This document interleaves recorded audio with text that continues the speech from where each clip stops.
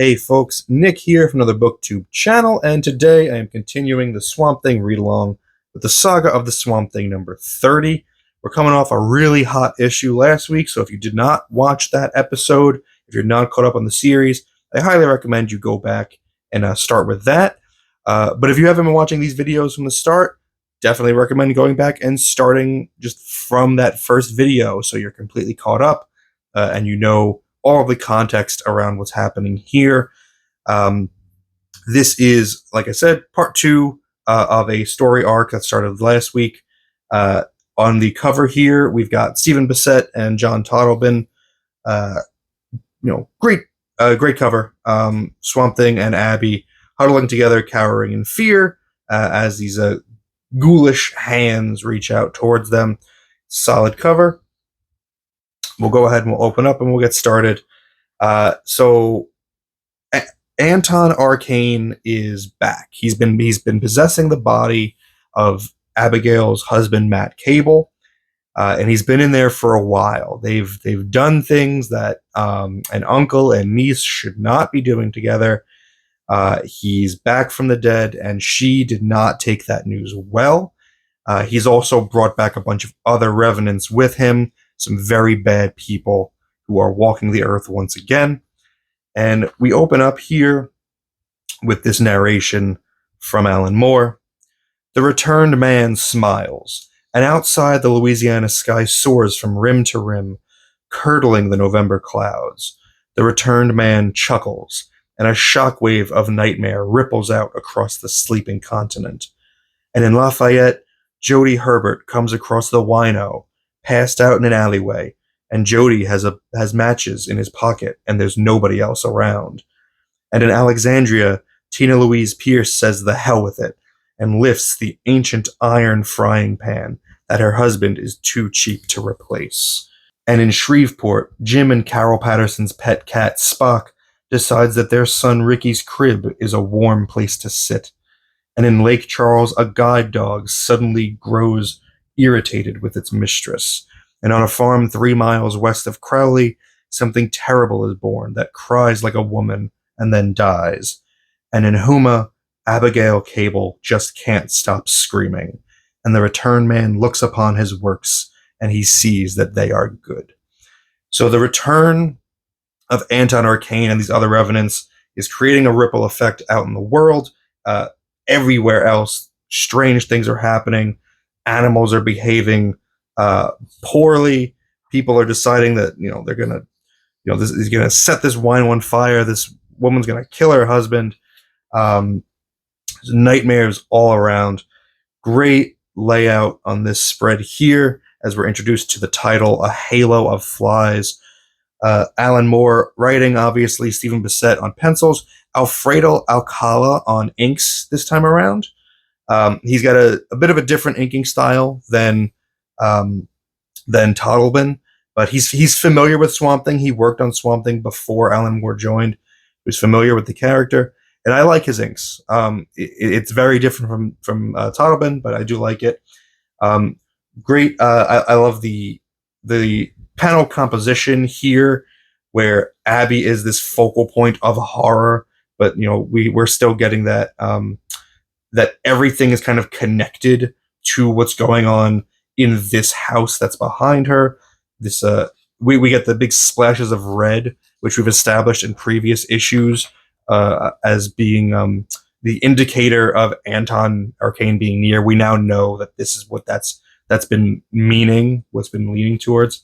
And this is kind of funny here, just the eyeballs and the big smiling mouth, with the nose cut off. It's kind of like when people send those emojis where it's just the eyeballs and the lips. But yeah, frightening stuff. And it's called A Halo of Flies, and throughout the issue, Anton will have a halo of flies around him. And as he is, he's got Abby under his control. He's got his revenants holding her down. He tells her the story of how he came back. After he was killed, he was banished to like this underworld where there's just these writhing masses of bodies of bad people who are struggling, reaching for the light, trying to get out. we can see immediately the difference between Alcala and Toddlebin's inking here. Toddlebin, on something like this, it would just be all hash marks. It would just be parallel hash marks all the way down, whereas Alcala relies heavily on just straight blacks. Like there's some white breaking it up, some white hashes breaking it up. But in general, Toddlebin will leave like open areas. Like he won't use holding lines all the time. He'll use hash marks and hatching to denote where a holding line would be or where an angle of a face changes. But Alcala is a little bit more literal in his inking. He's a bit more defined, which I think is immediately recognizable here. Anton continues to explain that he was able to struggle free and his spirit returned to the earth, but he tried to go back to his original body, but it was too destroyed and too diminished. So he was left kind of out seeking another vessel, and that's how he ended up.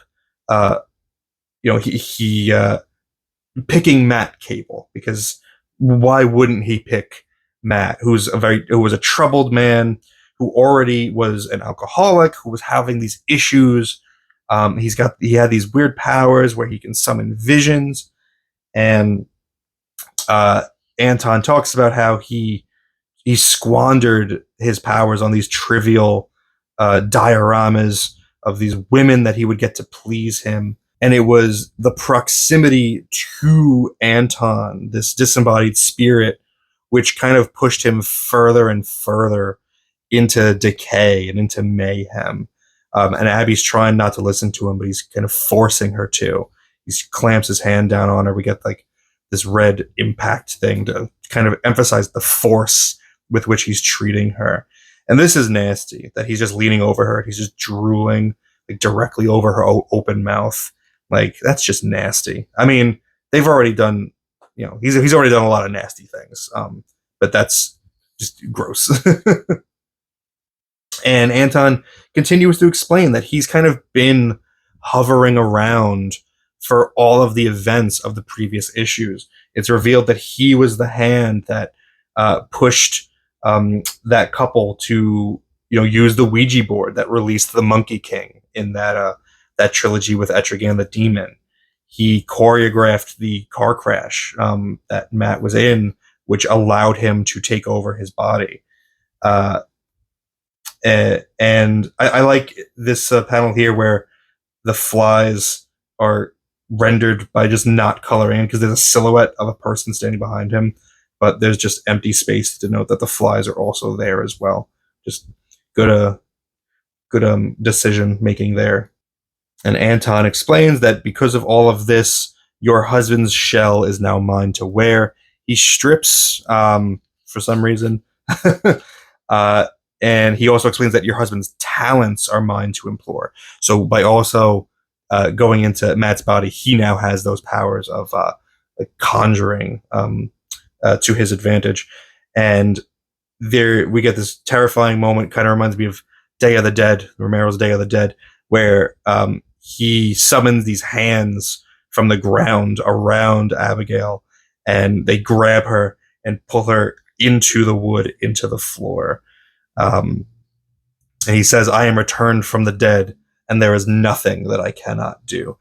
This, I always like, this is a common thing in horror, like imagery, where someone's screaming and they have like these spit lines that go from the top row of the teeth to the bottom row of the teeth.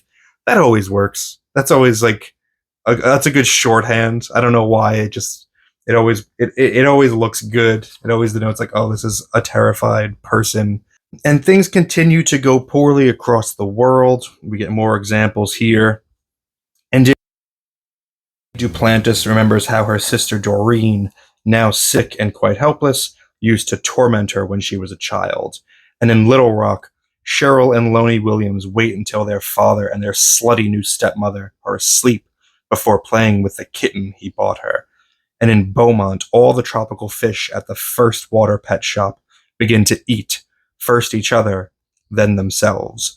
And in Springfield, there is a brief and spectacular plague of ladybugs. And beneath the earth, there are muffled, booming voices. And beneath the ocean, there are terrible lights. And that's the most terrifying one to me. What the hell? What lights are beneath the ocean? I do not like that at all. The ladybugs is cute. I don't know. I don't know. I would have picked a different bug. I'm sure ladybugs are like worse than maybe we think they are. But I don't know. I think of a plague of ladybugs. It's like not the worst thing in the world. I guess locusts would have been too cliche, but I don't know. But the lights under the ocean. Don't care for that. What's down there? We don't need to know. We do not need to know. And then we get a little bit of DC Universe crossover. We get some non-Swamp Thingy stuffs going on. The Monitor, who is in orbit around the Earth, senses what's going on in Louisiana. The power levels are off the charts. Excuse me. This is a little bit before Crisis on Infinite Earths, but I know the Monitor already kind of existed. Marv Wolfman created him for Teen Titans. But don't really do a lot. They're just saying, like, okay, we'll keep an eye on it. We monitor, we watch. But then we go over to Arkham Asylum, where Jason Woodrue is. And he is having a bit of a fit. He's ramming his head against the wall. And the staff doesn't know what's going on. They had to restrain Two-Face earlier as well. But they say here, you want to see something really scary? There. The Jokers stopped laughing.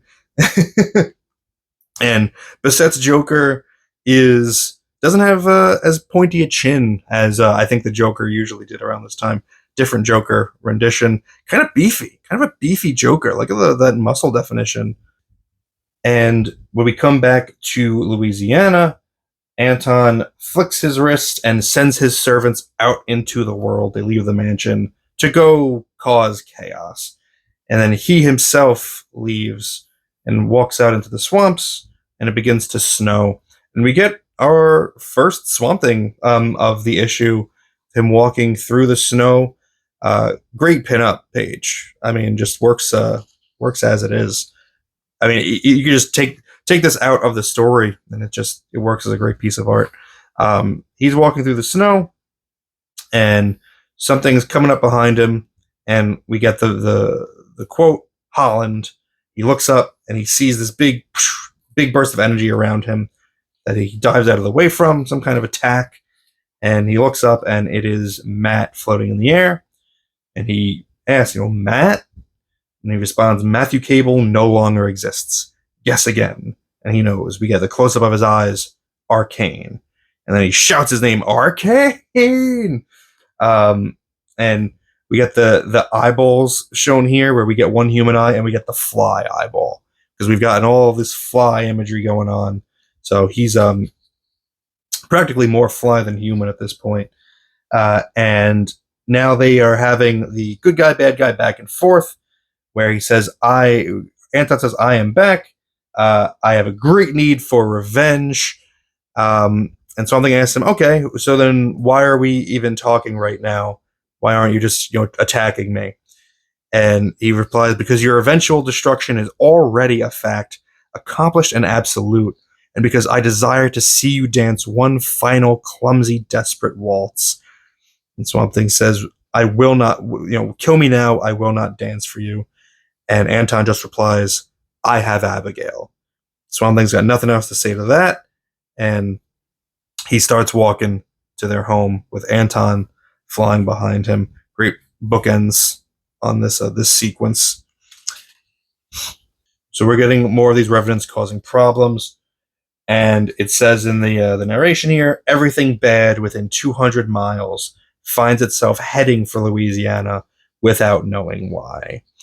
And Swamp Thing reaches the house where Abby and Matt reside.